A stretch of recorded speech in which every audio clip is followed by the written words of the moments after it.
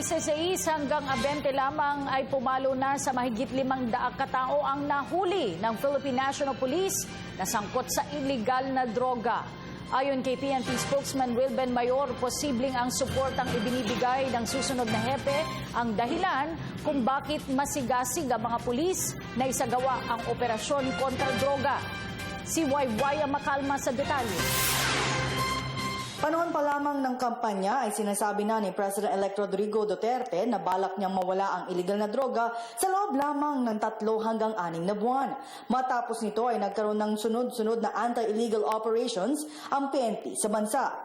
Sa nagdaang linggo mula June 16 hanggang June 20 ay umabot sa higit 500 katao ang naaresto ng PNP na sangkot sa illegal na droga. Pumalo naman sa 25 ang nasawing drug suspect na umano'y danlaban sa mga operatiba. Naitala sa Region 4A ang pinakamataas na datos sa kanilang isinagawang operasyon at 20 rito ay nasawi. Dahil kabilang pa din ito sa pamumuno ni outgoing PNP Chief Ricardo Marquez, ay kanya namang ipinagmamalaki na bumaba ang datos ng krimen sa bansa sa nakalipas na 2 taon.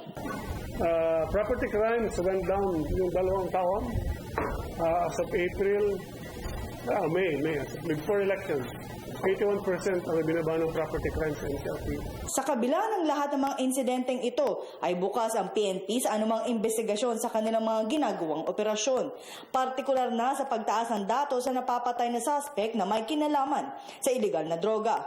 Paliwanag dito ni Police Chief Superintendent Wilben Mayor na sa mga operasyon ay nalalagay kasi sa panganib ang buhay ng pulis. Marahil anya kaya masigasig ang mga pulis sa mga operasyon nila ngayon ay dahil sa suportang ibibigay sa kanila ng susunod nilang Commander-in-Chief. Yung mga perception na portion, quote-unquote, because of the maraming namamatay is that.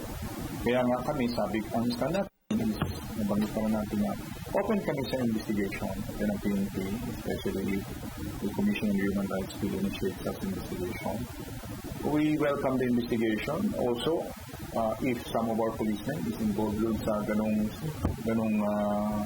operation. Para sa Telebisyon ng Bayan, ako si Waywaya Makalma.